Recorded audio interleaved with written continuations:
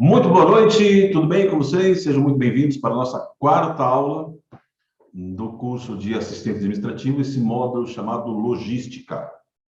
Mas, enfim, que bom, estamos aqui mais uma vez para nós compartilharmos conhecimento, transmitir conhecimento para vocês, daquilo que já se estudou, daquilo que já se analisou, daquilo que já está preparado para ser compartilhado com vocês. Muito bem, então deixa eu ver se eu já começo a compartilhar com vocês aqui a nossa tela, né, de apresentação. Então, assim, vamos lá. O que nós vamos falar hoje? Nós vamos fazer um resumo geral. E nós vamos ter um case de logística, que na verdade é um vídeo, que eu vou passar no final da aula, que é um vídeo com uma síntese que corrobora ou que reforça aquilo que nós estudamos, né?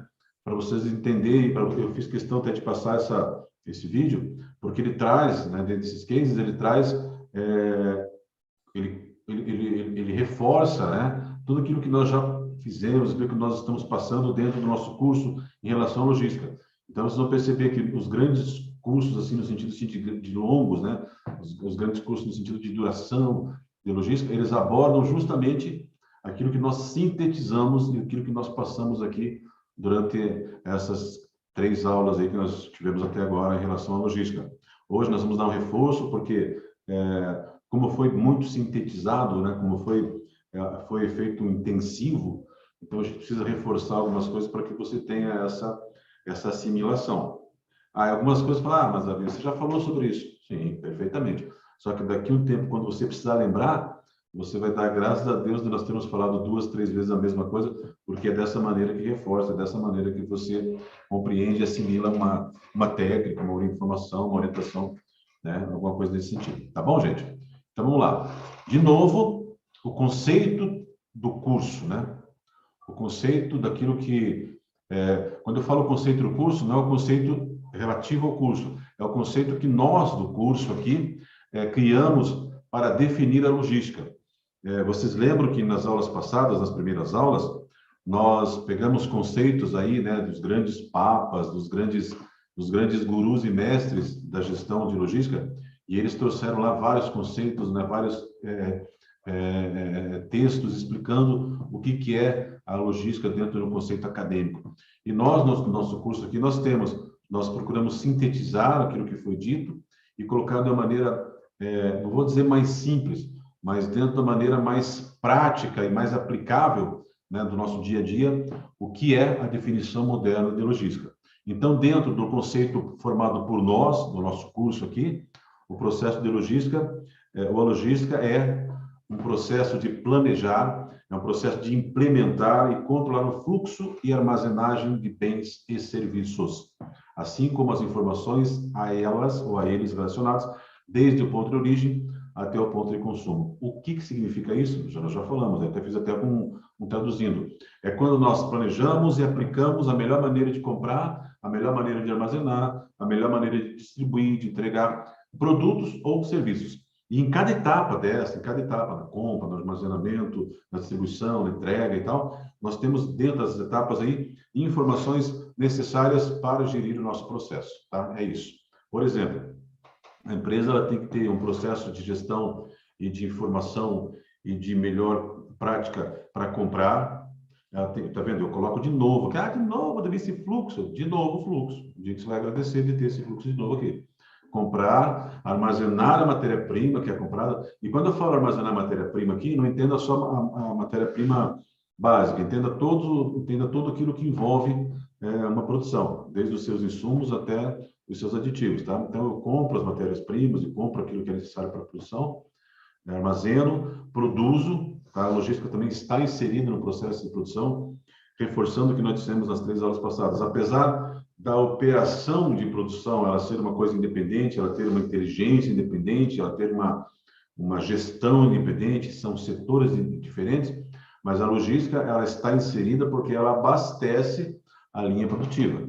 Uma linha produtiva que não tem uma entrega inteligente e uma entrega eficaz de embalagens, de insumos e de matéria-prima, por mais que ela tenha lá um processo muito bem estruturado de produção, por mais que ela tenha pessoas muito bem estruturadas para produzir, se ela não for logisticamente bem atendida, ela vai ter gaps, ela vai ter gargalos, ela vai ter janelas, e isso vai prejudicar o processo. Então, a logística está inserida na interface com a produção, tá?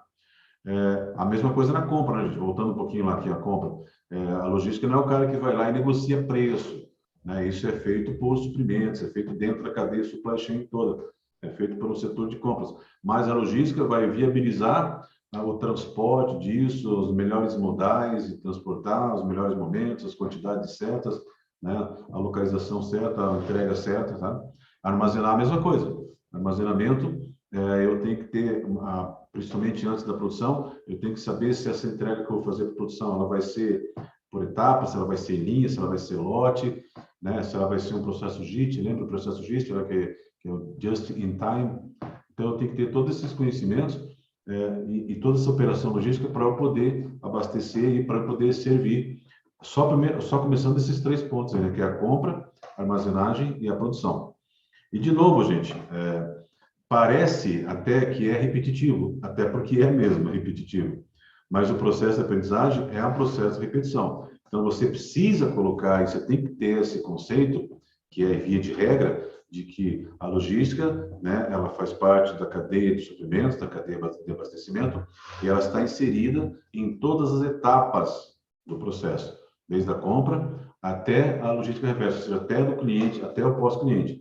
É onde nós estamos vendo. Então, eu compro, a logística está na compra, a logística está na armazenagem, a logística está na produção, a logística está na armazenagem não só da matéria-prima, mas também do produto acabado. Se eu tenho gargalos, ou eu tenho dificuldades de estocar ou de dar vazão para aquilo que é produzido, eu fatalmente vou, como se fala, eu vou engargalar a produção. Se a produção lá ela tem condições de produzir, estou chutando aqui, imaginando, né?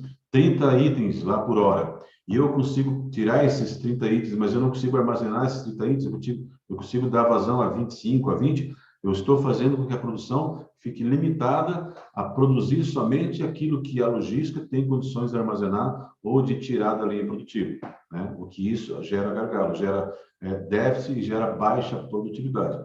Então, a logística também tem total interação e ação em relação a estocagens de produtos acabados, seja para estocar ou seja para expedir. E quando a gente fala expedir, ainda não estou entrando necessariamente no transporte, né, na distribuição, estou entrando na expedição, na inteligência logística para que eu tenha todos os processos fiscais, todos os processos de controle de estoque, de entradas e saídas, né, registrando através de documentos a expedição disso, né, para que eu não tenha problemas. Lembra que nós falamos muito sobre estoques físicos contábeis, né, ou físico contábil, de quando eu tenho diferenças daquilo que eu tenho no meu estoque em relação àquilo que eu tenho no meu sistema, justamente,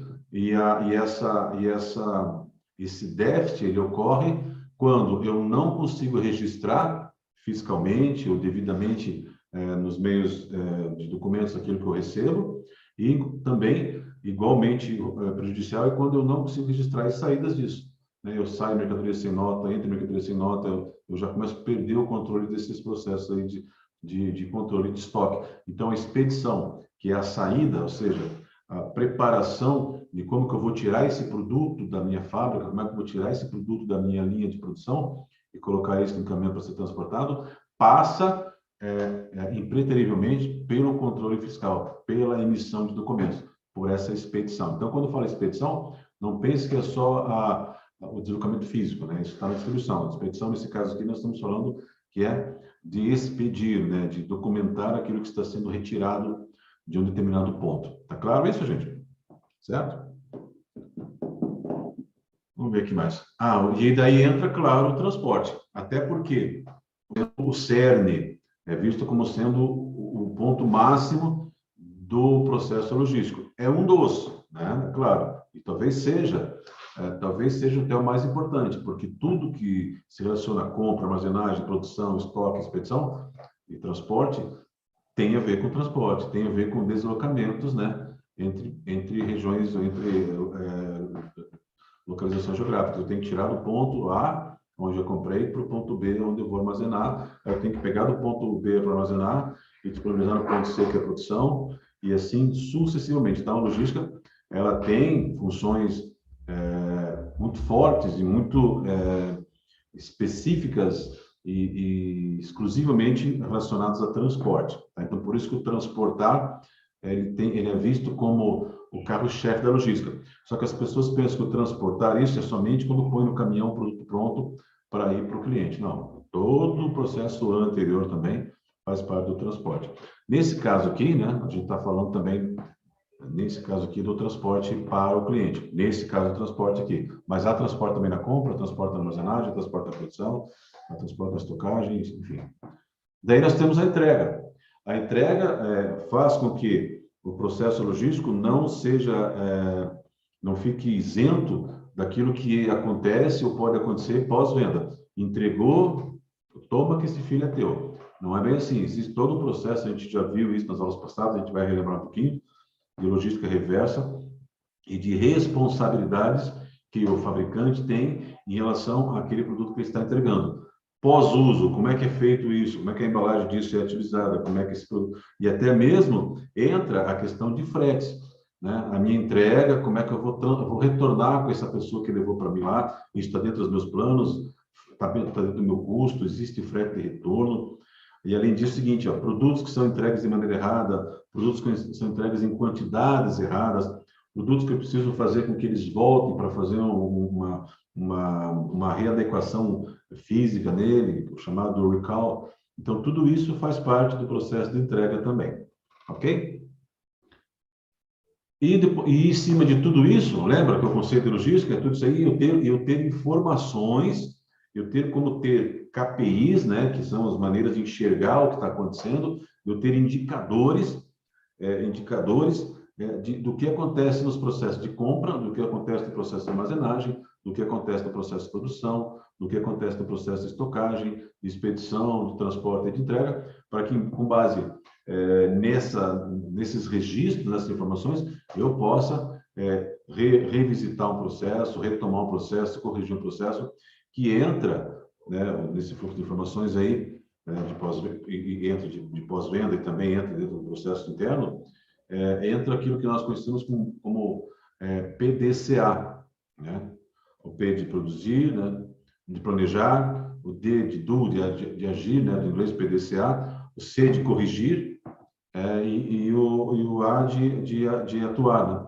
Ou seja, eu tenho que ter informações, eu tenho que ter diagnósticos, eu tenho que ter elementos, indicadores, para que eu possa revisitar o meu processo de compra, ver se ele está sendo feito. E quando eu falo processo de compra, né, a parte logística disso, né, como é que eu estou trazendo esse material para cá, eu tenho que ter indicadores de se a minha armazenagem não está sendo uma armazenagem errada, se eu não estou estragando lá o produto, se eu não estou utilizando um espaço físico, se eu não estou lá tendo problemas de perda de qualidade do meu material que está parado, né? Então, tudo isso eu tenho que ter, se o estoque de produto acabado também, se eu estou tendo uma gestão eficiente, se eu não estou perdendo produtos, se eu não estou tendo quebras no transporte, se o transporte está enxergando o cara que eu contratei para transportar, ou o sistema que eu estou usando para transportar é o processo mais eficaz, se eu não vou ter ou não estou tendo gaps ou prejuízos durante o transporte, né? Ou estou tendo muita quebra, estou chegando lá no meu cliente, ele tá muito descontente com a qualidade do atendimento, se a demora da entrega, se a qualidade do produto quando chega lá, se são rasuras, se são uma série de coisas. Então, eu tenho que ter essas informações para saber corrigir, para eu poder monitorar, e através do monitoramento, eu poder controlar. Assim, gente, até fazer um parênteses aqui nesse slide, existe uma diferença muito grande entre monitoramento e controle. O gestor, o administrador, uma pessoa que está num processo administrativo, ou qualquer processo, ele muitas vezes confunde monitorar com controlar. Tá? O monitorar, dentro de um processo, dentro de um conceito mais, a grosso modo, né, assim, mais simples, simplificando, monitorar é enxergar o que está acontecendo. Eu estou monitorando, eu estou vendo, né? Vendo através de monitores, né? Eu estou enxergando o que está acontecendo. Opa, eu tenho tantos alunos aqui online, eu estou vendo aqui a minha tela, eu estou monitorando aquilo que está acontecendo, estou monitorando o tempo aqui, eu sei, opa, já passamos tanto tempo, estou monitorando aqui a bateria do celular para ver se não vai acabar. Isso é monitorar. Monitorar é ver, é enxergar. Controlar já é eu tomar uma ação em cima para corrigir algo que eu estou monitorando, né? Quer ver um exemplo bem simples, né, como eu posso te dar? Eu acho que vocês aqui todos dirigem, né? Todos pilotam carro, todos dirigem carro. Quer ver? Para vocês entenderem o que eu estou dizendo, a diferença de monitoramento e de controle seria assim. Você está com o seu carro na rodovia dos minérios aqui, se não estiver parado ali por causa da obra, né? Você está andando com ele com o seu carro ali. Quando você olha no seu velocímetro, você está monitorando. Opa, 80 por hora, você está monitorando. Quando você acelera mais ou quando você acelera menos, você está controlando.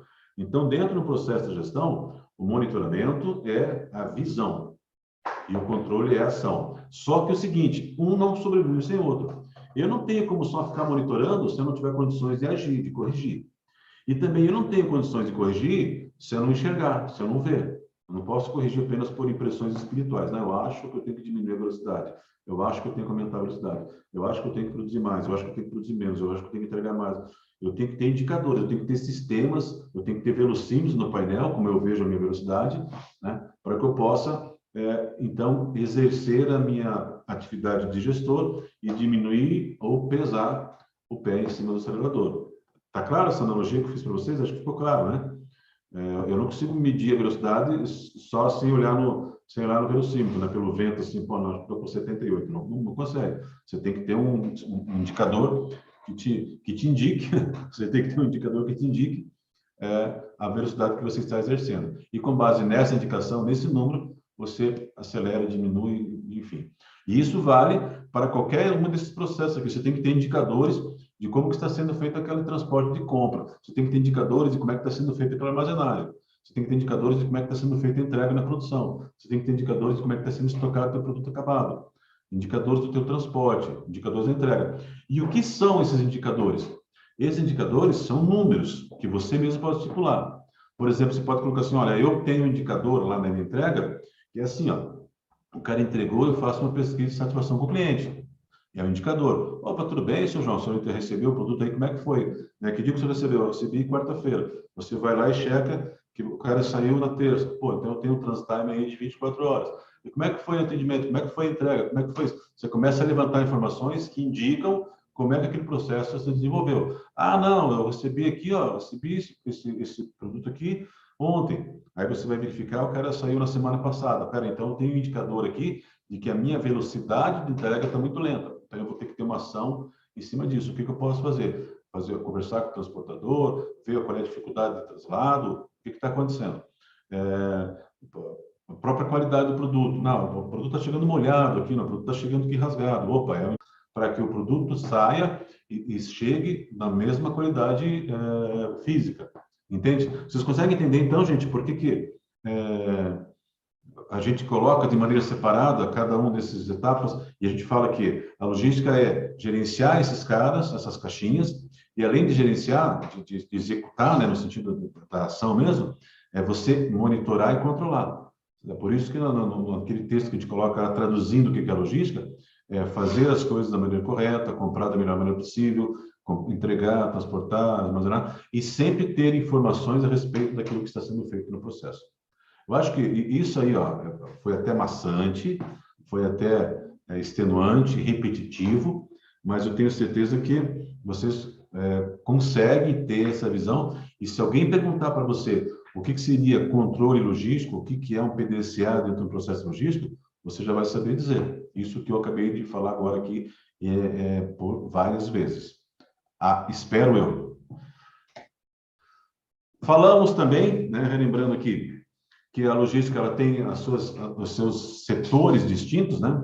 Nós temos aqui a logística, que ela é uma logística voltada, desenhada, performada e com uma justa posição para suprimentos, para abastecimento. Nós temos uma outra etapa da logística, vou dizer assim, não vou dizer braço, mas etapa da logística, que é melhor, não esquece braço, a etapa da logística, onde ela vai atender a produção, ou seja, pegar o abastecimento, pegar aquilo que vem da origem, da logística de origem, da logística de abastecimento, de suprimentos, né? Na etapa seguinte, que é a logística de produção, que é o abastecimento da produção, da linha produtiva. Entrar com matéria-prima e sair com o produto acabado, né? Para que a produção possa se preocupar em produzir. E depois, a terceira etapa é a distribuição propriamente dita, né? Que é dar vazão àquilo que é produzido, dar vazão àquilo que está sendo manufaturado, produzido, criado, enfim. Então, são as três etapas básicas e principais que nós temos na logística. Então, isso tem que estar muito claro para você também. No caso, alguém perguntar, ou no caso, quando você for executar alguma coisa, tem que saber que a logística ela tem a etapa de suprimentos, a etapa produtiva e a etapa de distribuição. Muito bem. A estrutura da logística aplicada. Resumindo, a logística de suprimentos. A logística de suprimentos é aplicada em praticamente toda a cadeia logística. Ah, mas a logística de suprimento não é só para comprar? Não. Ela vai suprir o abastecimento, ela vai suprir a produção e ela vai suprir a distribuição, tá? É aplicada em toda a cadeia logística, isto é, se aplica em diversas etapas até a chegada do produto ao cliente final. E eu digo mais, inclusive na logística reversa. A aquisição de materiais tem sido, a aquisição de materiais tem início com o estudo de diferentes cenários. Envolve avaliação de fornecedores, interação de serviço de compra, planejamento e previsão de tempo, até a chegada do pedido e demanda dos materiais. Ou seja, ela está, como diria minha avó, de cabo a rabo, tá certo? Ela está, a logística de suprimentos, ela supre a entrada, supre o meio e supre o final, tá? Ó, tem até um diagraminha, um gráfico aqui, ó. A estratégia operacional, a logística de suprimentos, ela se tem uma estratégia operacional para suprir o que a empresa precisa, ou as entradas, suprir o que a produção precisa dentro do processo, suprir o que o cliente precisa, que é aquilo dentro da saída, e suprir a informação que o processo precisa. Eu tenho que ter informações de todas essas ações de logística de suprimentos. Mas isso está claro também, está repetindo, certo? Acho que você já pode até fazer algumas músicas em relação a isso que nós estamos falando aqui. Estrutura aqui, antes da logística de produção, que a gente vai falar agora, que a logística ela começa com suprimentos e produção, a gente vai relembrar e vamos revisitar um pouquinho dos conceitos que nós temos sobre produção, certo? A produção é um conjunto de partes que interagem entre si, entre partes, insumo, matéria-prima, aditivo, mão de obra, tudo isso aí. É um conjunto de partes que interagem entre si com um objetivo comum que atuam de acordo com os insumos no sentido de produzir um resultado. São coisas, partes de coisas que interagem entre si, inclusive a própria ação humana, com o objetivo comum de acordo com esses insumos, de acordo com essas coisas, produzir um resultado. Tá? Então, eu tenho lá o couro, eu vou produzir, aquilo vai com a mão de obra, cola para produzir o calçado. Eu tenho lá o vidro para produzir lá a peça. Então, tudo isso, todas essas partes, né, essas partes que são oriundas de processos, de itens e de pessoas, interagem entre si, de maquinários, interagem entre si para produzir um resultado. Tá? Aqui, ó. A produção, eu faço uma ilustraçãozinha aqui. A produção é a manufatura, né? Ela tem os seus inputs, tudo aquilo que entra, o processo produtivo está aqui. Esse quadrado que está na minha mão aqui, ó, tá? Esse é o processo produtivo. Os inputs é tudo aquilo que entra, né? Aquilo que é necessário para produzir, desde a matéria-prima até o homem, até a pessoa. Isso acontece, a produção, aquela interação que a gente acabou de falar, e depois o resultado que vai ser produto ou serviço. E do produto e serviço, a gente pode ter duas alternativas, né? Mas a gente já vai falar na sequência aí. Então, nós temos a entrada, que são os inputs, temos o processo, e a saída, que são os outputs, certo? Inputs é a maneira, né, uma tradução em inglês de dizer entradas, né? Aquilo que entra no processo. E outputs é aquilo que sai do processo. Eu sempre falo isso e até chego a ser chato. Se você pegar sua TV aí, seu rádio, você tem lá tudo aquilo que abastece a TV, né? A entrada do sinal da antena, a entrada do sinal digital, a entrada, é tudo inputs. Aí a hora que sai para o alto-falante, que vai lá para o home theater, olha, tem home theater? Não tem? Não tem. Poxa, a hora que vai para o home theater, a hora que vai para uma caixa de som, a hora que vai para uma outra tela, são outputs. Aquilo entra, processa na TV e sai. Então, para você lembrar e nunca esquecer, assim, inputs é aquilo que entra, outputs é aquilo que sai. In e out, tá? A logística de produção, nós temos aí basicamente, nós temos mais, né?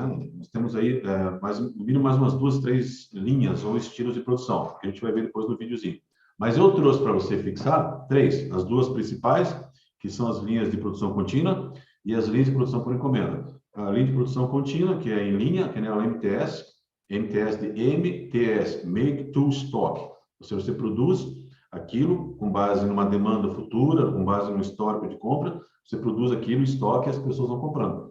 Você não precisa ter um lote específico, você não precisa ter um pedido específico para produzir. Produz, estoque e vende, produz, estoque e vende, produz, estoque e vende, ou produz e já vende, mas é um produto que você está fazendo sempre em linha.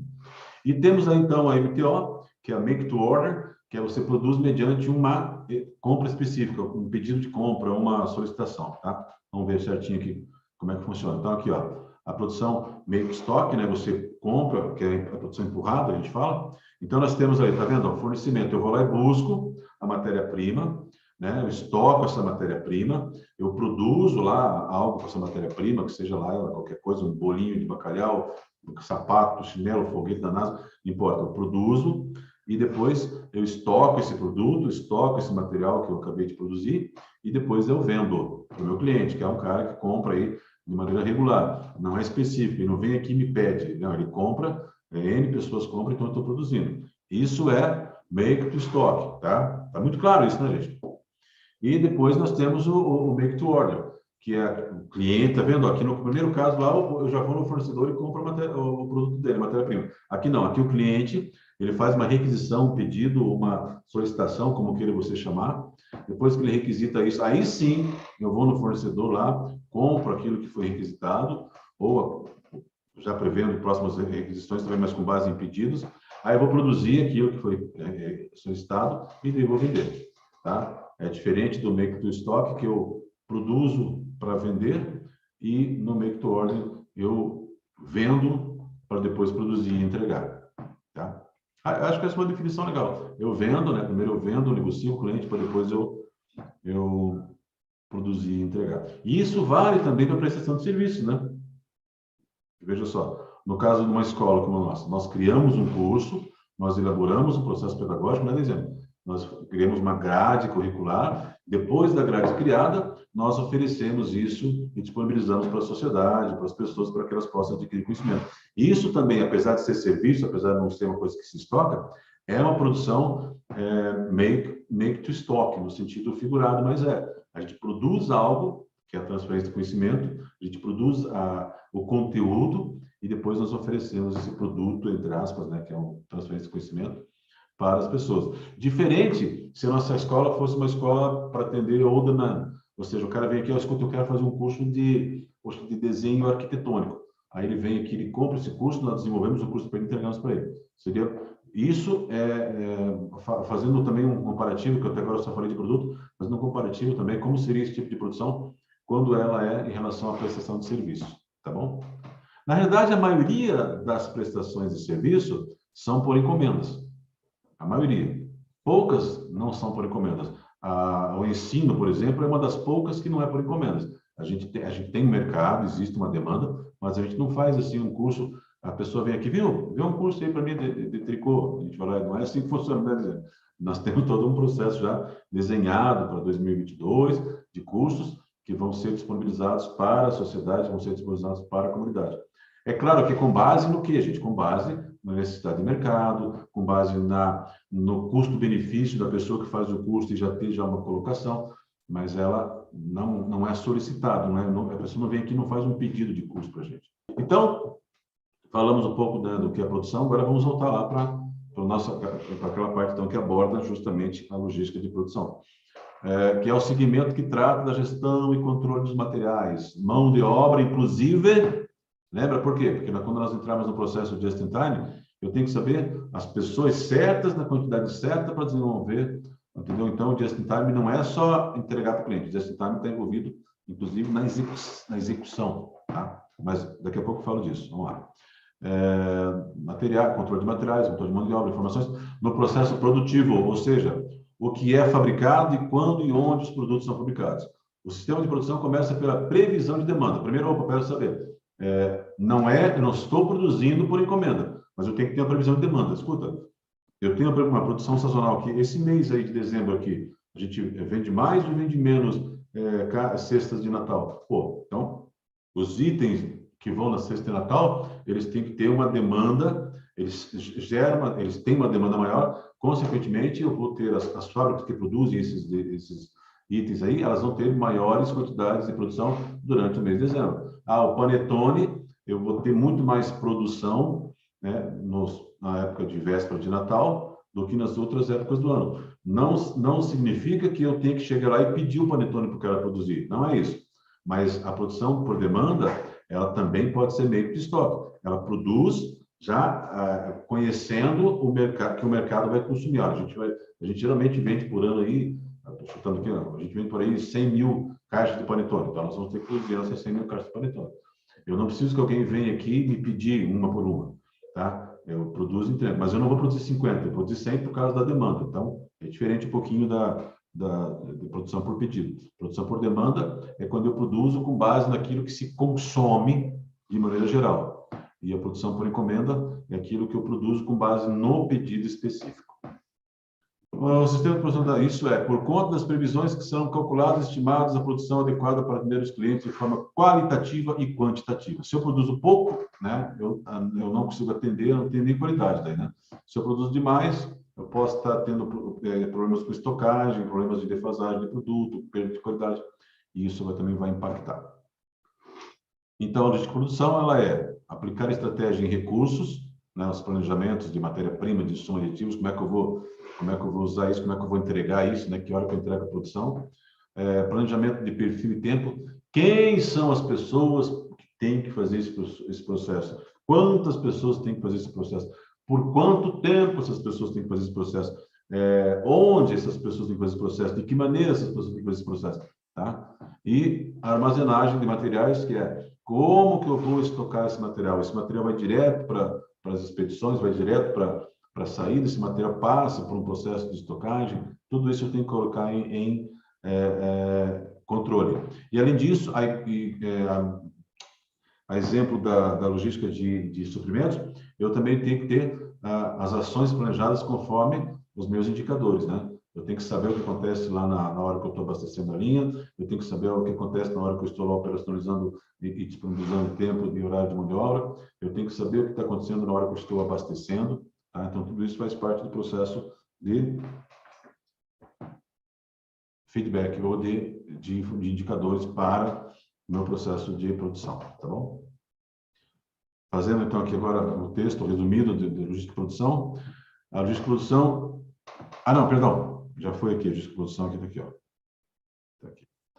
Agora vamos ver a logística de distribuição, que é o nosso terceiro e último nossa terceira e última etapa daquilo que se compreende por gestão logística.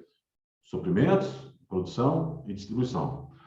Logística de distribuição é o conjunto de atividades que envolvem a gestão de mercadorias, desde o momento em que saem da fábrica, direto da linha de montagem até a entrega do cliente, que é o cliente que encomendou, é claro. Nesse caminho, da fábrica ao depósito do cliente, ocorrem várias atividades relacionadas à estocagem, a vendas, ao transporte, mercadorias e a prestação de contas.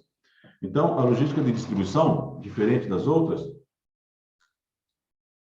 ela está voltada e ela é desenvolvida especificamente para distribuir, tá? A hora que sai da fábrica, a hora que sai da linha de montagem que é carregado, como que isso chega, como é que é entregue, de que maneira que é entregue, certo? Então, aí é toda uma questão outdoor, né? A logística de distribuição, ela é, em via de regra, uma gestão outdoor, ou seja, é pós-fábrica, né? Tem uma parte ainda na questão aí da armazenagem? Tem uma parte, mas a grande massa de controle de logística e distribuição ela é outdoor, tá bom? A logística de distribuição ela tem uma estratégia de aplicação no transporte em relação a planejar os modais, translado, frete, modal já coloquei ali. A entrega ela tem a ver com o processo JIT, o Just in Time. Eu tenho que entregar para o cliente na quantidade certa, no melhor momento, no local certo e com o menor custo possível, tá? E a logística reversa, que é a recuperação e o reaproveitamento. Inclusive, esse processo de logística reversa pode, sem dúvida nenhuma, baratear o meu processo produtivo. Lembra que nós falamos? Não vou entrar muito no mérito que está na frente, mas quando eu consigo mandar para o cliente lá um produto lá que é numa embalagem de plástico, né, num vasilhame de plástico, e eu consigo retornar com esse vasilhame para mim, eu vou ter um custo menor na aquisição para embalar novamente outro lote, alguma coisa assim, entendeu? Isso diminui bastante os meus custos. Nós já abordaremos isso na sequência.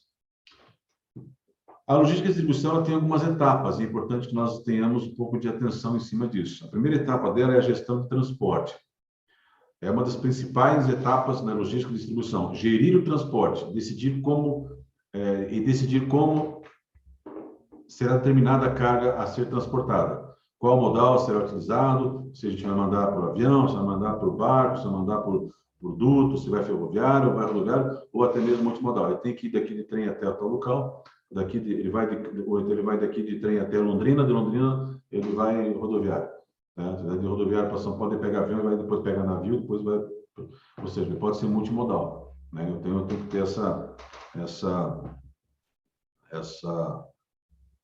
gestão e esse entendimento de como que eu vou chegar e qual a melhor maneira de eu chegar com um produto de uma área B para uma área C, D, E, F, G e assim sucessivamente. A primeira etapa. A segunda etapa do processo de distribuição, por que ele tem mais etapas que os outros? Porque ele, dentro do processo logístico, é aquilo que eu falei, ele é o cerne, né? O transporte, a entrega, é o cerne daquilo que se entende por logística. Né? A logística, ela consiste na distribuição de coisas, desde a origem de compra para distribuir para a produção, da produção distribuir para o estoque, do estoque distribuir para o cliente. Então, a distribuição, o translado, a movimentação de mercadorias, por assim dizer, ela é a menina dos olhos. Não vou dizer menina dos olhos, mas ela é a parte vital. Né? Menina dos olhos seria uma coisa de gostar, mas não, ela é a parte vital, né, do processo logístico. Tá claro? Eu já li essa parte aqui, não, né? A checagem, não ainda. A etapa 2, checagem e expedição de mercadorias. Essa etapa consiste na conferência de mercadoria, quais tipos de mercadorias estão sendo transportadas, qual a quantidade e o destino. A checagem garante que o cliente vai receber exatamente o que pediu, evitando reclamações ou devoluções. Ou seja, aqui entra a questão da expedição também. Ter um controle de expedição, ter um controle ter uma gestão de controle de estoque, uma gestão de estoque, saber que aquilo que está sendo transportado é aquilo que foi pedido, ter condições de verificar a mercadoria, a qualidade, né, se o destino está correto, se a quantidade está correta, se os preços estão corretos, se os produtos estão corretos. Tá? Então, isso tudo é muito importante. E é a segunda etapa dentro do processo de distribuição. Né? Vocês viram que o primeiro ali é a gestão do transporte. Se eu tenho que transportar, eu tenho que saber como, por quem, e de que maneira e por onde. Certo? Aí, a partir do momento que eu consigo identificar o que eu vou transportar, eu tenho que garantir que eu tenho controle, que aquilo que eu vou transportar seja realmente, de fato, aquilo que tem que ser transportado, na sua quantidade certa, com a sua qualidade certa e com suas especificidades corretas.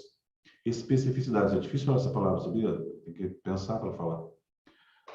Se as especificidades estão corretas, porque senão não adianta, eu começo a expedir, eu vou ter muita dificuldade, eu vou ter um nível de atendimento ou satisfação com o cliente em relação à entrega muito grande. E eu tendo isso, eu vou prejudicar todo o meu processo anterior, desde a compra de matéria-prima, a fabricação, estocagem, até a distribuição.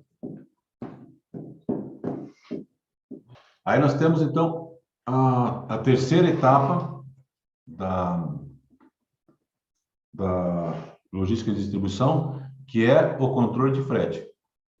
Eu tenho, então, lá a gestão do modal, eu tenho que identificar o tipo de transporte, eu tenho que ter lá os controles em cima da expedição e eu tenho que ter o controle em cima do frete, que é, dentro do processo logístico, o fiel da balança que determina lucro ou prejuízo.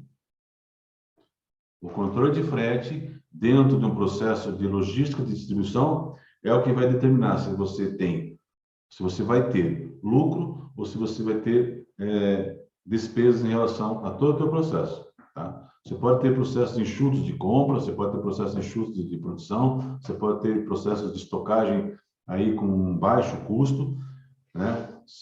Só que na hora de pagar o frete, esse frete ele é alto, ou ele vai ser refletido para o cliente, ou ele vai diminuir muito a sua margem de lucro, tá? Se você não quiser mexer no seu custo, no seu lucro, eu tenho esse produto aqui e a venda dele me gera uma receita de R$10. Eu gasto 100, mas ele me gera uma receita de R$10. Só que se eu aumentar o meu frete, né, eu vou ter que diminuir desse 10 para 5. Então, eu pego esse valor que eu aumentei de frete e repasso para o cliente. Então, em vez de vender por 100, vou ter que vender por 115, por 120. Ou seja, de alguma maneira, o frete vai ser prejudicial. Ou vai ser repassado para o cliente da ponta, ou vai ser assimilado pela produção e isso vai diminuir a margem de lucro, vai aumentar os custos. Tá? Então, por isso que o frete é algo extremamente necessário e extremamente importante de se monitorar, de se controlar e de se gerir. Tá? Administrar o frete envolve atividades diversas, como conferir quais são os preços praticados no mercado, saber como é composto o valor do frete e manter atualizada a tabela com preços. Além disso, é importante fornecer ao cliente meios para acompanhar a entrega. Por meio de rastreamento, o cliente pode saber que a carga está acompanhada e ajuda a justificar os valores cobrados. O que o texto está dizendo? Olha, você tem que ter um controle muito grande do frete, porque você não pode pagar mais, pode, mas não deve pagar mais daquilo que o mercado está oferecendo e também não deve pagar menos daquilo que o mercado está oferecendo. Você tem que ter você tem que ter um preço dentro daquilo que é praticado, salvo volumes ou épocas do ano onde você tem muita carga ou baixa carga. Também tem que se levar em consideração as condições, né, de retorno de frete. O que é retorno de frete? Quem já trabalhou, algumas pessoas trabalham comigo já sabem isso, já conhecem isso, mas, por exemplo, assim, gente, imagina assim, ó, eu tenho que mandar cargas daqui para, digamos assim, para Criciúma, por exemplo. Chutando aqui, tenho que mandar cargas para Criciúma do produto que eu vendo. Eu tenho que calcular o seguinte, dentro daquilo que nós falamos nas aulas passadas, como é que eu faço para calcular esse frete? Quanto que se paga, qual é o preço por tonelada, uma série de cálculos para chegar lá no valor X. Então, o valor para levar daqui até Criciúma, eu tenho que considerar a quantidade que vai ser levada, uma série de coisas. Mas outra coisa, eu tenho lá de Criciúma para cá, para esse transportador, existe vazão, existe oferta de frete para que ele possa seguir viagem ou para que ele possa retornar, o que chamamos de frete de retorno? Se não tem esse frete que eu vou pagar para ele ir para Criciúma, já tem que levar isso em consideração. Opa, ele vale, depois ele não tem o que fazer, né? Então, ele vai ter que ter os custos atendidos para ir e para voltar. Agora, se eu tenho já lá, e isso estou dizendo que é uma estratégia de quem distribui, tá? É uma estratégia de quem distribui. Estou falando aqui na visão do gestor, não estou falando na visão do transportador. São coisas distintas, tá?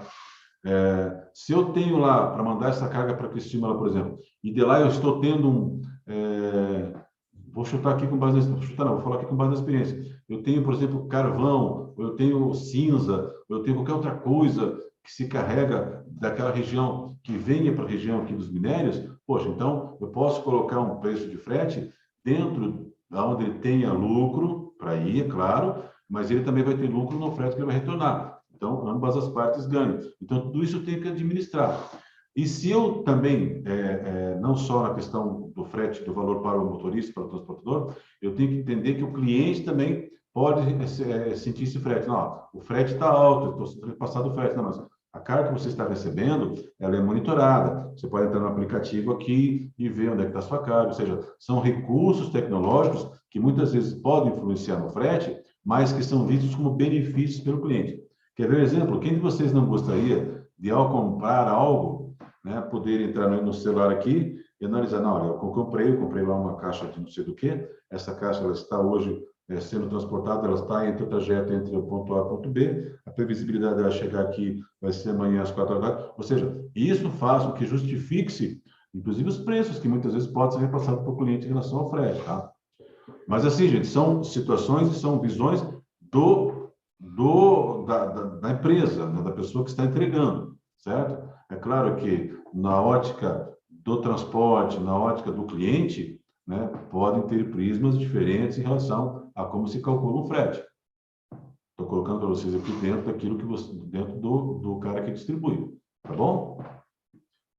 dentro da visão do transportador, você tem que fazer o seguinte, aquilo que eu passei para você lá nas aulas passadas, você tem que fazer todos os cálculos de desgaste, de consumo, de periculosidade, de acessibilidade, de tempo de descarga, de tempo de carga, tudo isso é colocado no papel e o frete tem que ser condizente com essas indicações, tá bom?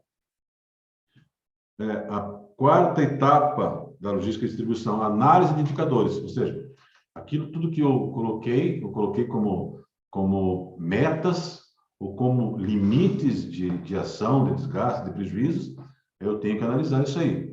Os indicadores de desempenho logístico, conhecidos como KPIs, ajudam os gestores a conferir se tudo que foi planejado está sendo cumprido e se as regras estão sendo bem sucedidas.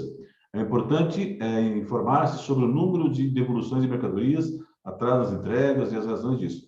A análise atenta serve tanto para identificar eventuais gargalos nos processos, como para ajudar a pensar em soluções que tragam mais eficiência ao negócio. Eu entrego, eu transporto, mas espera aí, qual é o tempo que eu estou levando para transportar? Lembra que eu falei no começo da nossa conversa, lá quando a gente começou a falar sobre as caixinhas lá da compra, transporte de matéria-prima, produção, e que nós chegamos na distribuição do transporte, eu tenho que ter indicadores para saber se o produto está chegando lá no prazo certo, quanto tempo esse produto está levando, qual é o mínimo. Eu tenho que colocar o seguinte, olha, eu não posso ter mais do que 2 devoluções por ano. Eu começo a colocar indicadores, eu não posso ter mais do que 0,3% de quebras ou de produto avariado no transporte. Eu começo a colocar indicadores, eu estou colocando aqui indicadores aleatórios, mas as pessoas dentro da realidade, você dentro da sua realidade operacional, vai colocar indicadores que sejam condizentes com o limite de aceitação de qualquer tipo de prejuízo. Olha, eu não posso ter mais aí do que, três avarias aí por milhares, por 1000 unidades, né? Isso é PPM, PPM é parte por milhão, né? Eu não posso ter mais do que 15 aí partes de avaria por milhão. Você começa a estipular os seus indicadores. E em cima disso você tem que trabalhar. Pô, peraí, a gente estipulou aqui que era 15 o máximo, mas esse mês foi 20. Peraí, então o que está acontecendo? E tomar ação em cima desse indicador aí, tá bom? A última etapa, a quinta etapa, né, para a logística de distribuição, é a roteirização. Entra também aqui aquilo que eu falei, até uma questão de análise de frete por parte do transportador. Eu tenho que roteirizar, eu tenho que planejar, eu tenho que estipular para o meu transportador que é o seguinte, olha, eu preciso entregar isso lá no fulano e tal. E a rota utilizada, na qual estamos analisando, é esta aqui, né? Não adianta você fazer uma entrega, eu preciso fazer uma entrega aqui na frente da fábrica, mas eu vou dar a volta lá pelo posto da Pelo Sul, depois... Não, pera, qual é a melhor rota? Essa aqui, mas essa aqui não, essa aqui está com muito buraco, né? Então vale a pena. Eu tenho que ter roteirização, eu tenho que planejar bem a rota. E na rota, eu tenho que identificar condições. Muitas vezes, dentro de um processo de roteirização, o caminho mais longe é o melhor caminho. Olha só que troço absurdo que eu vou falar, mas é verdade. Dentro do processo de roteirização, muitas vezes a reta não é a menor distância entre dois pontos, né? Pode ser menor, mas talvez não é a melhor distância entre dois pontos. Às vezes eu preciso fazer um desvio, uma coisa, para evitar um risco de quebra, para evitar um risco de furto, para evitar um risco de qualquer outra coisa, tá? Então eu tenho que ter essa situação aí, ó. É fundamental planejar bem a rota que o caminho vai seguir, ou seja, roteirizar. E para isso, dá para contar com o apoio da tecnologia, né? Dispositivos como GPS ajudam a encontrar melhores caminhos, a desviar de estradas congestionadas e a prever com precisão quando será feita a entrega. Ao planejar uma rota, é importante se atentar para não apenas as distâncias, ou não apenas as distâncias, que eu acabei de falar, mas também a conservação e segurança das estradas. Olha, esse caminho aqui, ó, você vai percorrer 70 quilômetros aqui só, estrada de chão. Só que por aqui é o seguinte, aqui são 120 quilômetros, mas tudo asfalto. 4 pistas e os cambal. Opa, peraí, então eu vou ter muito mais praticidade em me locomover, né, desgaste de pneu, uma série de coisas, não, por aqui. Eu posso até ter um pouco mais de consumo de combustível, posso até ter, né? Mas eu vou ter muito mais conservação do caminhão, muito mais segurança e integridade física da carga, então a rota vai ser aqui pelo asfalto. Just in time, que nós falamos bastante, é o processo que não está relacionado apenas à entrega ao cliente, lembra? Mas sim todo o processo produtivo. inclusive desde o recebimento da matéria-prima. Receber na hora certa, na quantidade certa. A matéria-prima, receber na hora certa, na quantidade certa, para saber qual é o fornecimento proporcional para a demanda de produção. Não adianta eu pegar lá e entupir a minha fábrica lá de matéria-prima, entupir lá o meu setor produtivo de tecido, de qualquer coisa que seja para produzir, se a capacidade produtiva dele não é aquela. Então, eu estou engargalando, eu estou obstruindo, eu estou represando, né, e não sendo produtivo, ou não gerando condições de produtividade para a linha produtiva. Tá? O recurso humano também cabe a tecnologia JIT, né, JIT, que é a Just in Time, no recurso humano, porque eu não posso inchar um processo produtivo e também não posso colocar menos pessoas do que o necessário para que a produção aconteça. E não só a quantidade de pessoas, mas também a quantidade de tempo necessário para aquela produção. Não, eu estipulo que aqui essa linha produtiva aqui, durante 4 horas, tem que ter 2 pessoas. Pô, não, peraí. 3 pessoas seriam não o suficiente durante 4 horas, ou então essas 2 pessoas, ao invés de 4 horas, teriam que trabalhar 6 horas. Ou seja, eu tenho que ter uma inteligência quantitativa e uma inteligência cronológica, né, em relação à utilização da mão de obra, tá certo? Respeitados, é claro, todos os processos trabalhistas e todos os processos de segurança em relação à permanência em horário de trabalho, a desgaste, a ergonomia, uma série de coisas, tá bom? Distribuição, né, que é a terceira etapa da logística, ela também tem o just-in-time e é muito mais em voga, é muito mais visível, porque a gente entende que o just-in-time é a pura entrega lá, né? Não é só, o just-in-time não é só entregar para o cliente na hora certa. O just-in-time é entregar desde o processo de compra e, inclusive, para o cliente. No momento certo para ele, no momento que foi acordado com ele, na quantidade que ele pediu, no local que ele pediu e nas condições que foram previamente acordadas. E isso tudo com o menor custo possível, tá?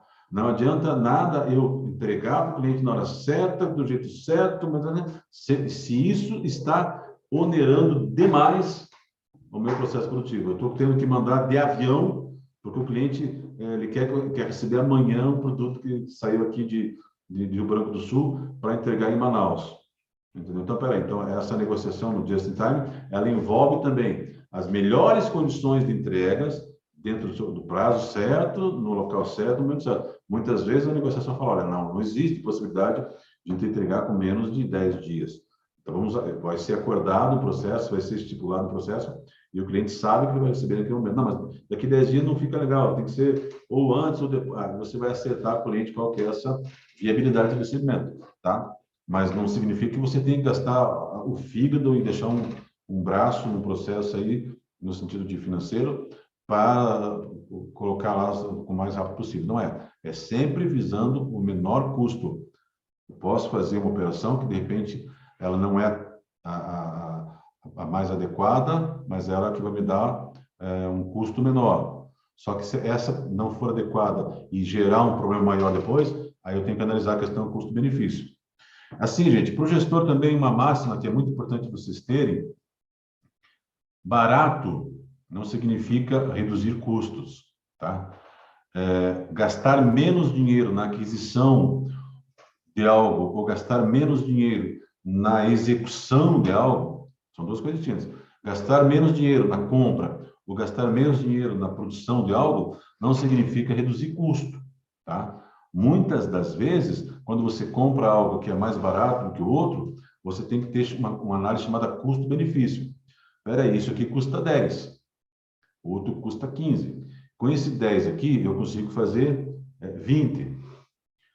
Aquele custa 15, mas com aquelas 15 eu consigo fazer 40. Então, o custo-benefício é muito melhor eu comprar por 15 do que eu comprar por 10 aquela matéria-prima, porque essa matéria-prima de 10 vai me render 20 coisas. Aquela matéria-prima que eu paguei 15 vai me render 40 coisas. Então, no final do processo, o custo justifica o benefício, entendeu? Eu paguei mais caro, ele teve mais custo do que essa aqui para aquisição, mas, em compensação, o resultado desse processo me trouxe uma receita muito maior, tá?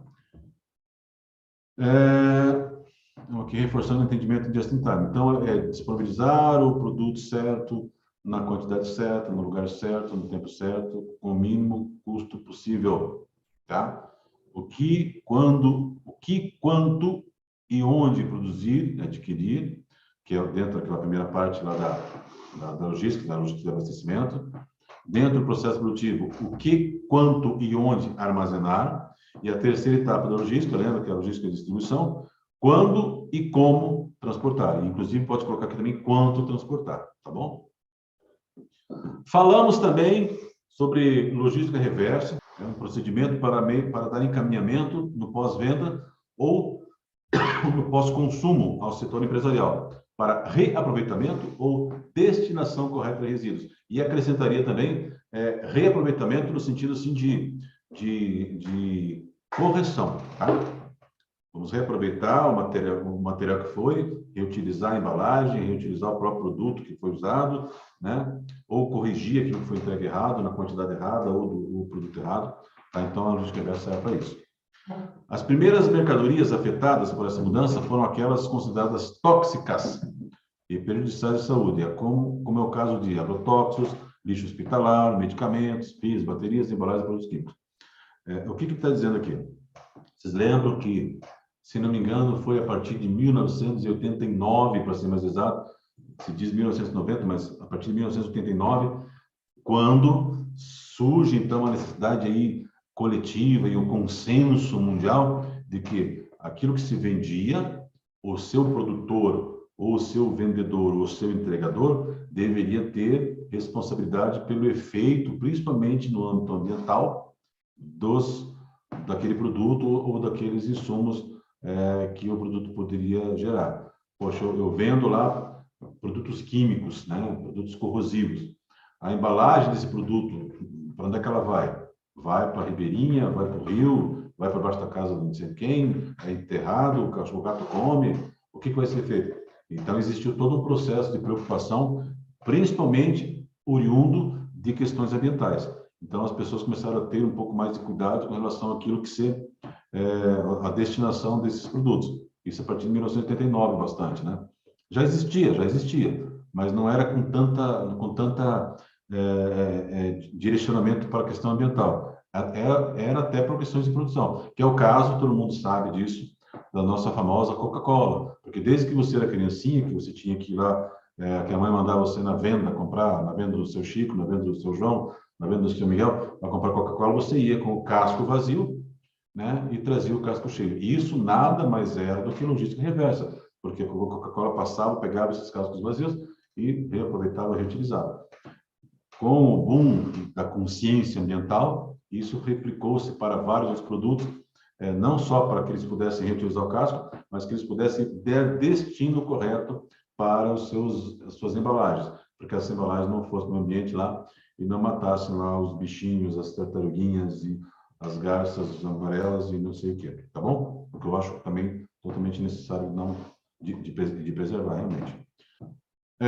Como é que funciona a logística reversa? Em maior escala, há também a realização de recall, o meu inglês é muito legal, recall, né, que significa rechamada, né? O call em inglês é chamada, repetir a chamada. Vou fazer de novo. Recall de lotes de produtos que apresentam defeitos para substituição de peças. A situação é mais comum em segmentos de automação, ou automotivos, né, e de aparelhos eletrônicos.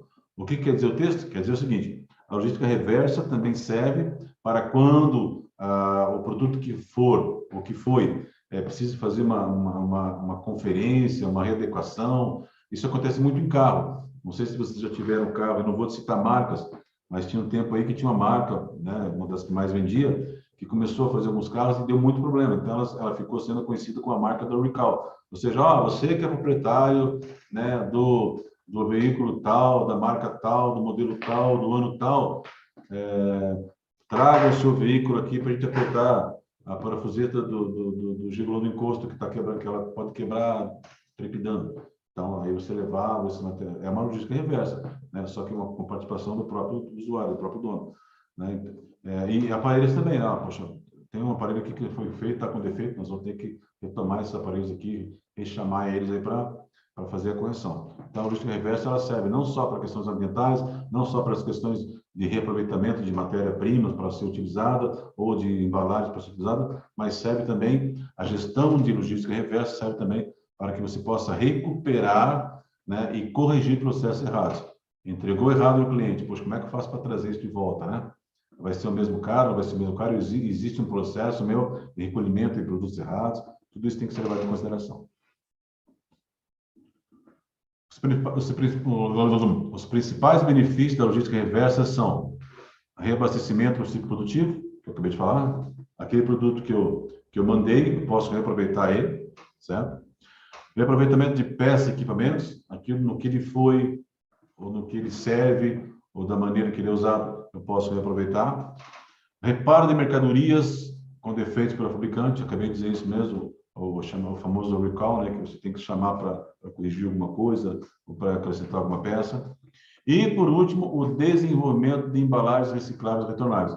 Tudo plástico que você recebe no material, você vai me trazer aqui, eu vou pegar esses plásticos, vamos prensar e vamos transformar em enfeites de Natal para diminuir o consumo. Ou seja, tem todo um processo de reaproveitamento de material não orgânico, tá? Exemplos comuns, a gente acabou de falar aqui, né? Bebidas, pilhas e pneus. Tem muito tempo atrás a gente já fazia esse tipo de atividade.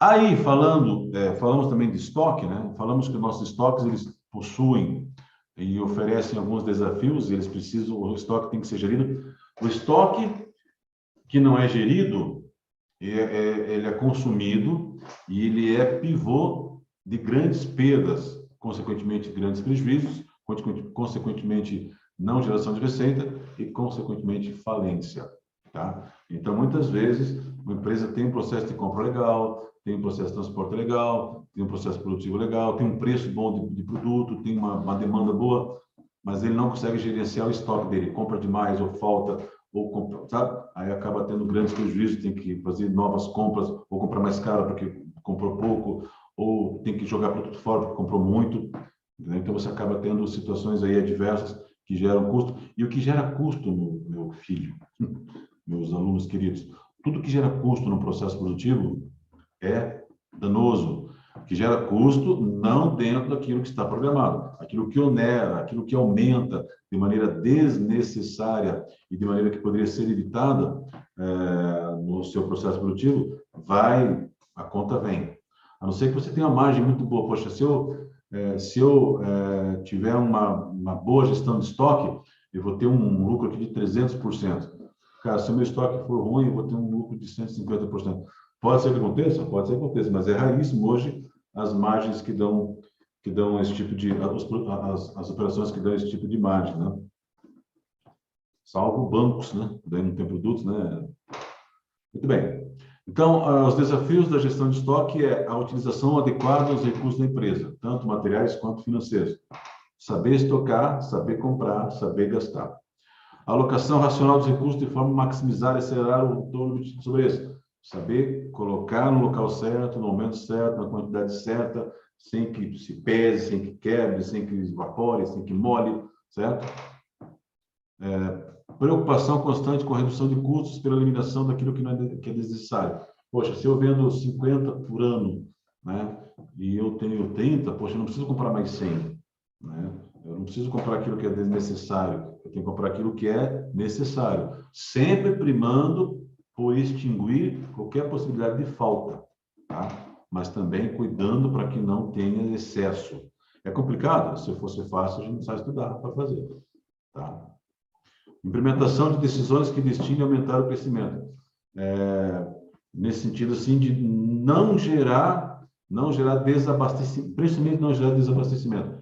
Muitas vezes, quando eu não tenho condições de tirar tudo que eu produzo, no primeiro ponto, eu tenho que criar mecanismos para que eu possa realocar ou que eu possa vender direto, ou seja, criar situações e implementar decisões que ajudem a aumentar o meu crescimento. Eu não posso ter processos de gestão de estoque que engargalem ou que não permitam a linha produtiva crescer. Basicamente é isso que é necessário, tá?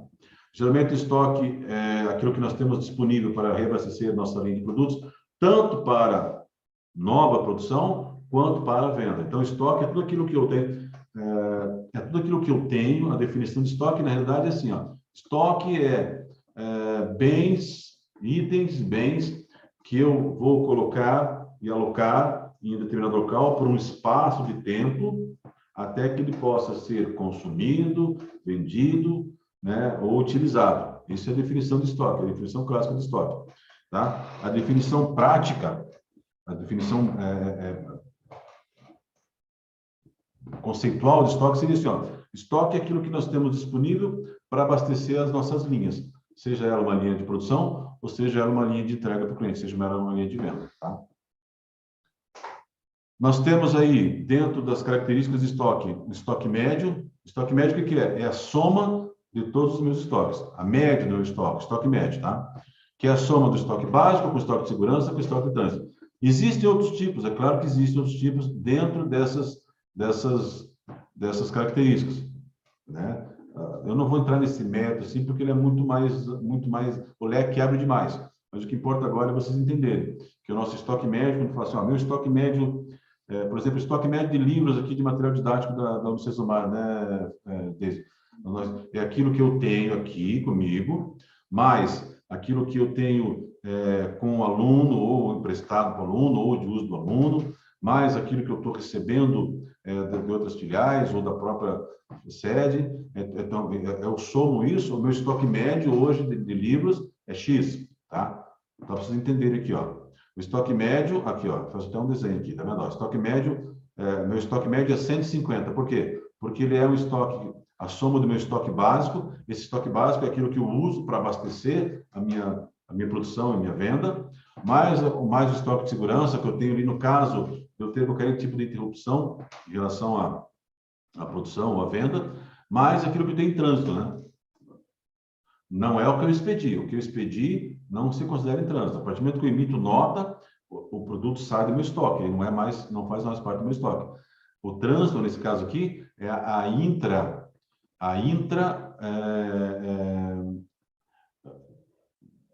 transição, né? De uma filial para outra, de um depósito de estoque para o outro, entendeu?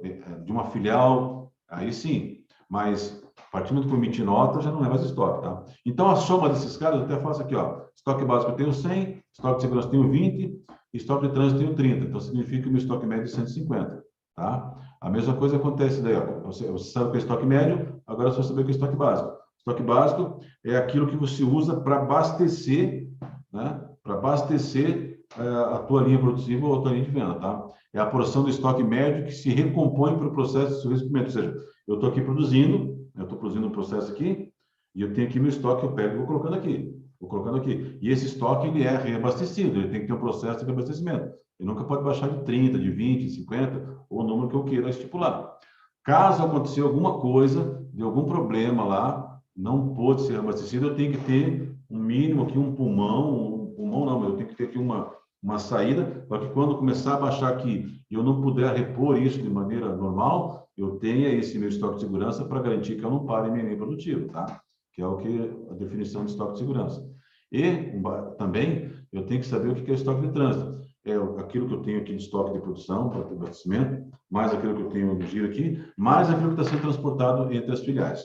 Tudo isso faz parte do que eu posso chamar de estoque médio, tá? O que é que pode gerar desabastecimento na minha linha produtiva de vendas? Ou seja, quando eu não tenho gestão ou quando eu tenho ingerência em relação ao meu estoque, eu vou desabastecer a minha linha produtiva, eu vou desabastecer a minha linha de vendas, tá? O que acontece isso? A oscilação no consumo. Quando eu tenho um processo lá que eu consumo, a minha produção, ela consome 30 toneladas por dia do produto e minha venda, ela vende lá 300 por dia, 300 unidades por dia. Quando eu tenho oscilação no consumo em relação ao que eu tenho estocado, ao invés de vender 30, eu vendi, nos últimos 5 dias, eu vendi 70. Então, poxa, eu fiquei com a minha linha desabastecida porque eu tive uma oscilação no meu consumo, né? Eu vendi demais, então isso oscilou, ou eu produzi demais, tá? Oscilação nas aquisições, atraso. Eu tenho uma regularidade, eu abasteço aqui as 30 toneladas por dia, e eu recebo, todos os dias eu estou recebendo aí 30 e poucos toneladas. Então, eu estou com o meu estoque abastecido. eu tenho qualquer tipo de falha, não chegou o produto aqui para mim, não chegou o abastecimento. Eu tenho, aí o que eu vou ter? Vou ter diminuição na minha linha produtiva. Se por acaso eu não tiver com o meu estoque de emergência para atender. Variação na qualidade, ou seja, eu estou produzindo para abastecer minha linha de vendas, mas a minha produção está com uma qualidade muito baixa. Eu começo a ter o refúgio dos produtos, né? De cada 10 produtos, 2, 3 não estão passando no processo de qualidade. Então, eu precisava produzir 10 por dia para vender, eu estou produzindo 10 por dia ou 12 por dia, mas eu estou refugando 5, estou refugando 3. Então, eu não estou atendendo a minha com a qualidade necessária para colocar em ponto de vendas. Então, isso vai fazer com que eu tenha a minha linha de vendas desabastecida, tá? E outra remessa por parte do fornecedor divergente solicitado, que aqui entra a logística de... lembra que aquela de você fiscalizar as questões de recebimento de matéria-prima? Eu tenho lá um processo de recebimento e todos os dias, todas as semanas, cada 15 dias, cada 10 dias, eu recebo lá aquele produto para fazer. Só que eu estou começando a ter, o fornecedor, em vez de mandar 10, mandou 5, ou então, em vez de mandar 10 com a qualidade X, mandou 10 abaixo da qualidade. Eu começo a ter essas divergências do que eu solicitei. Eu solicitei o produto XYH. O cara mandou o XYJ. Opa, não vou poder usar esse cara aqui. Então, apesar de eu ter feito o processo, ter compra, transporte, eu não vou poder usar. Então, eu estou desabastecido por questões de divergência daquilo que foi solicitado. Parece besteira, gente, parece bobagem falar isso, mas acontece muito. Acontece muito, principalmente, e nem são nas grandes operações, nas pequenas operações. Às vezes, você precisa de um tecido para você comprar, para fazer um processo de um pedido, isso já aconteceu comigo, e quando o fornecedor te manda aquele tecido que você especificou qual era para atender o uniforme do cliente, vem um produto que não era a cor, perdão, a cor é diferente, a textura era diferente, alguma coisa aconteceu. Isso desabastece a sua linha produtiva, tá? E a diferença no físico contábil. Eu usei até um exemplo da semana passada, né, de que quando nós, aqui, por exemplo, uma empresa que nós trabalhávamos, a gente tinha que expedir o produto, aí você ia expedir o produto que o caminhão carregou lá 30 toneladas e tal, mas no estoque contábil só tinha 25. Aí o sistema não deixava você emitir nota, porque dizia o seguinte, olha, como é que você quer emitir uma nota de 30 se eu estou abastecido com 25? Vai lá e veja o que está acontecendo. Então, a gente não conseguia muitas vezes emitir nota. Por quê? Porque eu não tinha, não existia essa gestão entre o que tem no estoque físico para que eu possa, em relação àquilo que está no sistema, para que eu possa fazer expedição. Tá? Então, isso muitas vezes pode desabastecer no ponto de venda. Tá? Ou seja, o que pode gerar desabastecimento na linha produtiva e de vendas é a falta de gestão, é a falta de gerência em relação à movimentação do estoque, tá bom?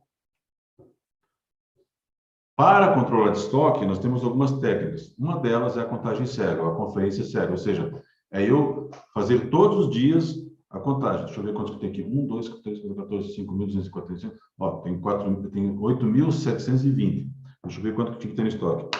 8.719. Opa, peraí. O que entrou sem nota? O que saiu sem nota? Eu tenho 8.721. Opa, tem alguma coisa errada. Eu tenho que fazer, então, contagem cega, conferência cega. Todos os dias eu tenho que conferir quanto que tinha no estoque, quanto que saiu. E isso eu vou fazer em produtos que geram ou que proporcionam alta rentabilidade, entendeu? Que a gente já vai ver na sequência. Expliquei isso na aula passada, mas vamos revisitar, que a gente consegue ver quais são a classificação, ou qual é a classificação dos produtos que nós temos no estoque, tá? Outra maneira de você gerenciar seu estoque é aplicar uma técnica chamada, duas técnicas, né? Uma chamada FIFO e outra chamada LIFO. Né? A FIFO é o primeiro que entra e o primeiro que sai, que em inglês seria first in, first out, né? As primeiras coisas que eu produzo, que eu coloco no estoque, é a primeira que eu vou tirar. Eu não vou deixar ele ficar lá, né? Até por uma questão cronológica. E a LIFO, que é a última que entra, a primeira que sai é left in, first out, ou seja, a última que entra, mas é a primeira que sai. Isso acontece muitas vezes por uma questão de validade de produto, por uma questão de precificação, tá? E é importante eu entender isso. Se eu vendo um produto, se eu produzo um cara aqui, produzo o produto lote A, e eu coloco esse produto no fundo do estoque, depois eu produzo o lote B, o lote C, o lote D, Quando eu vou começar a carregar, eu tenho que começar a carregar o D, sendo que o A, que foi primeiro, está lá no fundo. Eu não posso carregar ele, ele é mais antigo. Aí eu vou produzindo. Muitas vezes existem, veja só, gente, parece besteira, mas é verdade. Existem empresas ou existem indústrias que têm a validade do seu produto vencida no estoque antes de entregar para o cliente. Porque ela não tem um layout, uma gestão de layout de FIFO e nem de LIFO, e acaba tendo problemas de movimentação de estoque. Que é o que acontece, sabe como? É aquilo que a gente acontece nas gavetas da gente lá, né? Pode ver, ó, tem coisas, ou lá nos armários da gente, tem coisas que você deixa lá inacessível, que quando você vê, já perdeu validade. Porque foi as primeiras que entraram e estão sendo as últimas que estão saindo. Sendo que elas tinham que entrar e sair antes. Ela tinha que ter o mesmo tempo do primeiro que entra, depois o segundo que entra é o segundo que sai, o terceiro que entra, o terceiro que sai, e assim sucessivamente. Eu vou mostrando a sequência para vocês aqui. E, por fim, uma das maneiras excepcionais de controlar estoque, né? A maneira mais prática é a contagem de estoque, contagem cega. Mas, para você fazer essa contagem, se você tiver muita diversidade no seu estoque, você precisa saber quais são os produtos que mais geram receita, os produtos que mais vendem, os produtos que menos vendem, né? Então, tem comerciantes, principalmente do varejo, que não têm a mínima ideia, eu falo isso sem maldade, eu falo isso por estatística, que não tem a mínima ideia de qual produto que ele vende mais. Não tem a mínima ideia de qual produto que dá mais margem. Às vezes ele tem, esse produto aqui é o mais caro, mas não significa que é esse produto que dá mais receita para ele. Então, quando você aplica um processo de contagem cega, um processo de LIFO e FIFO, e implanta ou analisa dentro do processo de curva ABC, você consegue enxergar. Poxa, eu sei que dentro daquilo que eu vendo aqui nessa loja, o produto que mais me dá rentabilidade, minha receita é essa máscara aqui, né? Apesar de eu vender menos. Esse cara aqui, esse copinho que eu vendo mais, mas ele me gera pouca rentabilidade. E esse celular aqui que eu quase não vendo, ou eu vendo pouco, mesmo é o cara que me dá menos rentabilidade. Então eu começo a ter critérios de gestão em cima dessa classificação ABC, tá? Recapitulando aqui em relação à contagem cega, é um processo de identificação e alinhamento entre o que chegou fisicamente no estoque, né, e entra no fiscal, entre o que vendeu e o que foi vendido, entre o que vendeu e o que foi entregue, entre o que foi recebido e o que está registrado. Isso é contagem cega. Eu pego uma nota aqui, 4.000 itens, 3.990, está faltando 10. Se eu não faço essa conferência e eu jogo esses 4.000 itens no sistema, o sistema diz assim, tem 4.000 lá, e eu começo a vender, vendo 1, vendo 2, vendo 3, vendo... Daqui a algum tempo, quando for vender a partir do 2.990, já não tem mais lá. Então, eu vou ter uma diferença de estoque, além de ser prejuízo. Eu paguei por 3.000, mas eu recebi 2.900. Então, eu tenho que estar sempre conferindo isso, tá? E, além disso, é o seguinte, tem produtos que eu tenho que conferir fisicamente. Espera aí, quanto que vende por dia? Vendeu 10. Quanto que tinha ontem? Ontem tinha 70. Então, hoje eu tenho que ir lá, tem que ter 60. Opa, está com 55, foi vendido 10 registrado e 5 não foi registrado. Aí você consegue ter um controle efetivo do que está movimentando o teu estoque, tá? Aqui um gráfico, um exemplozinho aí que eu faço do first in, first on, né? Tá vendo ali o número 1, da bolinha número 1 aqui do gráfico de cima, né? Ele entrou primeiro, ele vai sair primeiro. O número 2 entrou por segundo, vai sair por segundo. 3 e assim sucessivamente. Ao contrário do LIFO, né? O último que entra, o primeiro que sai. Entrou o número 1 lá, ficou no cantinho, daí entrou o número 2, ficou aqui, entrou o número 3, o 4. Quando for sair, vai sair primeiro o 5, que entrou por último, depois o 4, que entrou por antepenúltimo, e assim sucessivamente, para quando o primeiro que entrou, ser o último a sair, tá? Na curva ABC, né, na curva ABC que nós estudamos na aula passada bastante, ela tem essa classificação. A classe A, o que é? São os produtos que possuem um giro bom, um giro até razoável, mas são responsáveis pelo lucro, pela maior parte do faturamento. Muitas vezes é importante garantir que esses níveis não baixem no estoque nunca. Se eu tenho um produto lá que ele é responsável pela maior parte do meu faturamento, eu não posso deixar faltar. Que nem eu dei o exemplo aqui, essa máscara aqui que eu vendo na minha loja, cara, 80% do meu faturamento está na máscara. Tá? 15% está no copo e 5% está no celular. Se faltar o celular, eu vou ter um impacto de 5% no meu orçamento. Se faltar o copo, eu vou ter um impacto de 15%. Mas se faltar máscara, eu vou ter impacto de 80% no faturamento. Então, é um produto que eu tenho que ter a visão e a gestão mais focada. Entende o que eu estou dizendo? A classe A, geralmente, esse é geralmente, tá? Não é regra ali da vírgula, mas é 80% do faturamento. Os produtos de classe B, que a gente vai classificar como classe B, 15% do faturamento. E os produtos de classe C, 20% do faturamento, tá? Exemplo aqui, ó. Vou repetir aquele exemplo lá. Quantidade. Eu tenho aqui os itens que a gente coloca como classe A. Eles podem representar até 30% do movimento daquilo que é vendido, certo? Os produtos de classificação C podem representar até 40% daquilo que é vendido, tá? Ou seja, o A de 10 a 30, o B de 20 a 40 e o C também, aí dos seus 10 a 30%. Somado todos isso, feito uma média aí ponderada em cima disso,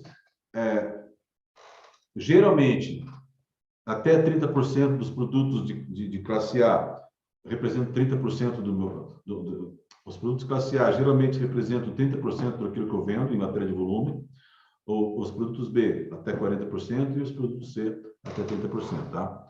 Só que é o seguinte, isso nós estamos falando em matéria de quantidade. Em matéria de faturamento, os produtos classificados como A representam 80% do meu faturamento.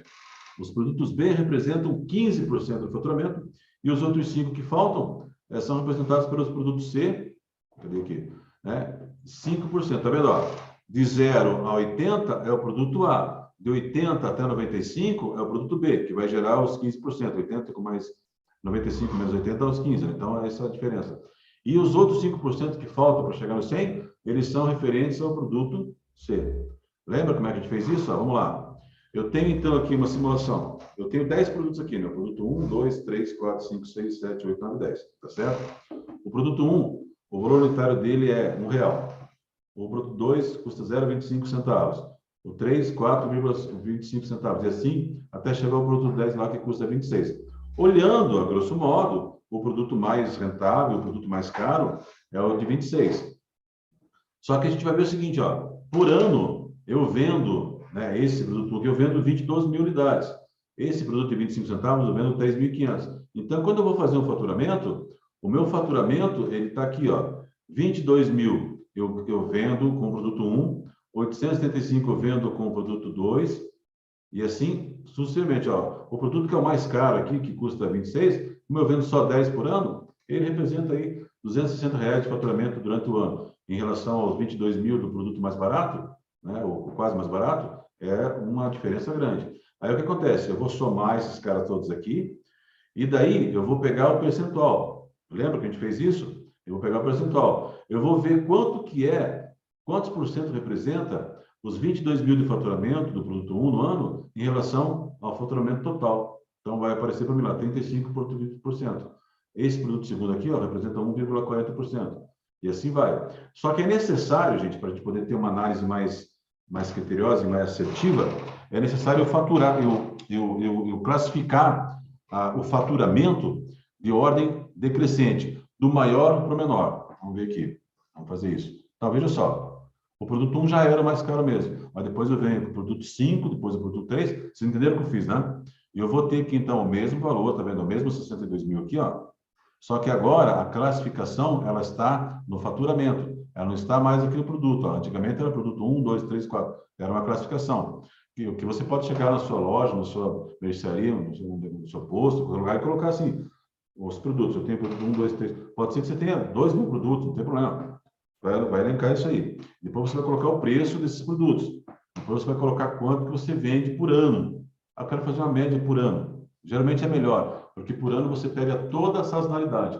Se você faz no mês de novembro, poxa, no mês de novembro, as vendas começam a esquentar em relação a algumas coisas. E pode ser que você tenha uma máscara, pode ser que você tenha aí uma falsa impressão em relação àquele produto, porque ele é sazonal. Naquele mês específico, ele vendeu menos ou mais do que nos meses anteriores. Então, quando você pega o ano, de janeiro a dezembro, você tem todos os cenários possíveis que nós temos dentro do ano. Né? Salvo épocas específicas de Copa do Mundo, de Olimpíadas ou de eventualidades aí que não estão dentro do ano e que elas demoram mais de um ano para acontecer, tá? Então, eu classifiquei aqui o faturamento, vejam que eu não tenho mais o produto 1, 2, 3, eu tenho agora o produto 1, 5, 3, 8, enfim. Aí eu vou fazer o seguinte, ó, como eu fiz a média do individual, eu vou fazer o acumulado, certo? Então, veja só, o primeiro produto, que representa R$ 22.000 num faturamento de 62, ele corresponde a 35,20%. Ele, acumulado a ele mesmo, né, como sendo o primeiro, é os 35. Aí eu vou pegar o produto 2, que mais vende, é o produto 5, né, que mais vende, que me custa, que me gera uma receita de 20 mil, e representa 33% do meu faturamento. Então, esses dois caras aqui, acumulado, o que vai ser? Vai ser a soma do 35 mais 32, que vai dar 67. E assim sucessivamente, tá claro? Aí eu vou ter o seguinte, ó, lembra que os produtos de classe A são os produtos que vão até 80% de receita. Então, veja só, o produto 1, ele é 35% da minha receita. Mas se ele somar com o produto 5, ele passa a ser 67% da minha receita. Mas se ele somar com o produto 3, ele passa a ser 77%. Ou seja, lembra que o produto A ele vai até 80%? Então, somado esses três caras aqui, ó, eu tenho 77% da minha receita gerada por esses três produtos. A partir disso, ó, eu tenho de 80, né? Que é depois ali do 77, eu tenho de 80 até 95, eu tenho dois produtos, que é o produto 8 e o produto 6. Porque o produto 7 já partiu, então ele está aqui, ó, já passou os 95. Então, eu tenho aqui esses três caras aqui que representam 77% do meu faturamento. Esses dois aqui, certo? Representam aqui algo próximo a 13% nesse sentido, né? Porque é o 90 menos 77. E esse cara aqui representa 5%, que é o 100% da venda, menos esse 90 aqui, ó. Acho que dá 10%, 9%, alguma coisa assim. Quer ver? Ó, vamos ver como é que ficou aqui, ó. Então, esses três aqui, produto A, esses dois aqui, produto B, e esses outros 5 aqui, produto C. Tá vendo? Ó? Essas três primeiras classificações aqui, 3 produtos de 10 itens, ou seja, 30%. Lembra que nós falamos que, em matéria de quantidade, os produtos de classe A vão até 30% do valor? Então, está aqui, ó, 30% do valor da quantidade, né, representada pela classe A, só que eles juntos representam 77% do faturamento. De 10 produtos que eu tenho no estoque, 3 deles, ou seja, 30% deles, representam quase 80% do meu faturamento, que é o conceito da classificação ABC. Aí, ó, o outro produto, os dois produtos B, né, que são 2 produtos dos 10, representam 20%. Esses 20% geram faturamento de 13%. Tá vendo? Então, esses dois caras juntos aqui, ó, representam 90,32% do meu faturamento. Vocês conseguem entender que nessa análise que eu fiz aqui, metade do meu estoque, 50% do meu estoque é responsável por 90% do faturamento. Os outros 10%, eu ganho, que eu estou aí, os outros 50% de itens, eu vou ganhar só 10% com eles. Então, o meu nível de atenção, de reposição e de ação em cima desses caras é menor do que desses três aqui, ó, do produto 1, produto 5, produto 3. Esses caras eu tenho que estar lá todo dia contando, todo dia verificando, todo dia monitorando, para que não falte, porque os caras que dão 80% da minha receita. E isso, gente, como é que eu posso falar para vocês assim, para vocês entenderem aí? É uma coisa tão simples de se entender, mas as pessoas não fazem. E tem empresas, principalmente as pequenas empresas, né? Quando a gente começa com o negócio, que elas acabam quebrando, porque elas não conseguem simplesmente construir um processo analítico como esse. Eu tenho lá, eu quero saber qual o produto que eu vendo mais na minha lanchonete, qual é o produto carro-chefe da minha loja, qual é o produto carro-chefe da minha mercearia, qual é o produto-chefe ou até mesmo serviço, né? Posso fazer isso com serviço também. E você acaba, de repente, dando mais ênfase a algo e menos a outro, e você acaba tendo essa disparidade, tá certo?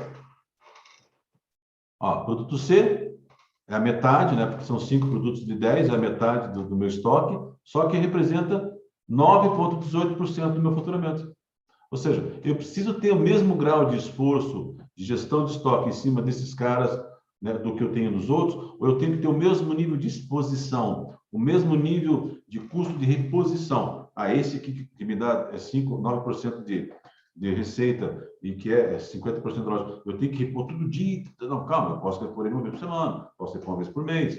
Tá? O cara que eu tenho que repor todo dia mesmo, é o cara que me dá 80% de receita. Tá? O controle de ABC não se limita somente a verificar aquisições já efetuadas, aquilo que está no estoque, mas também aquisições futuras. Ele consegue elencar o grau de atenção e gestão. Eu vou mostrar para vocês aqui o seguinte, deixa eu fechar essa apresentação aqui um pouquinho. Eu quero mostrar uma planilhazinha para vocês aqui. Ah, abriu a planilha ali. Então tá. Ó, o que eu quero dizer é o seguinte, ó. Eu não preciso usar a análise ABC somente para controlar estoque. Eu posso fazer isso para compra também. Peraí, o que é mais importante comprar agora? Como é que eu posso fazer o processo? O que vai me custar mais agora? O que eu tenho que ter mais cuidado? No que eu tenho que pechinchar mais? No que eu tenho que ter mais interação? Eu posso fazer o seguinte, digamos assim, que eu vou fazer uma descrição de alguns itens que eu tenho que comprar aqui para determinado processo. Né? Vamos dizer que eu tenho que comprar aqui. Isso, vai travar bem agora. Argamassa, por exemplo. Eu tenho que comprar massa asfáltica. E assim, ó, vou colocando aqui, tá? Vou colocando areia, saco, né? Aquelas areias de saco de quilos. Tenho que colocar aqui cimento, carrinho de mão. Eu tenho que comprar uma série de coisas, tá vendo? Tá aqui, comprar uma série de coisas. Aí aqui tem as quantidades. Quanto que eu tenho que comprar? Cada uma, tá vendo? Vou fazer bem rapidinho aqui, só para vocês entenderem. Depois essa planilha vai para vocês, tá? Aí aqui, o valor unitário, quanto que é? Tá aqui. Opa, voltou aqui. O valor unitário, tá aqui, ó. O valor unitário. Depois vocês veem a questão da formação, essas coisas. Não vou explicar para vocês agora, para a gente não perder tempo. Eu só estou colocando aqui, ó, total, certo? Então é o seguinte, ó, se eu preciso comprar 8, né? E o preço é 90, significa que eu vou gastar 720, né? E quanto que isso representa em relação ao total? Tem que somar o total aqui, ó. Quanto que representa aqui? Ó, vou gastar 2.817. A compra dessa argamassa, ela vai ser responsável por quanto? Vou fazer a conta aqui, ó, igual 720, vamos dividir sempre assim, né? Eu divido o maior pelo menor, divido aqui, ó, e vou ter, poxa, eu vou ter 26%, o custo da minha compra, 26% é com argamassa, pô, então é um custo importante. Deixa eu só travar aqui o D15, jogo um F4 que trava ele, certo? E faço essa operação para o resto aqui, ó. Pronto. Acabei de ter aqui uma divisão, se eu somar isso aqui tudo dá 100%, ó, tá vendo? Então, eu sei que a argamassa é o item de maior importância na minha compra. Perdão, gente. Agora eu vou fazer o acumulado. Lembra como é que é o acumulado? Quanto que representa o primeiro item em relação ao total? Então, é igual aos 26%. Né?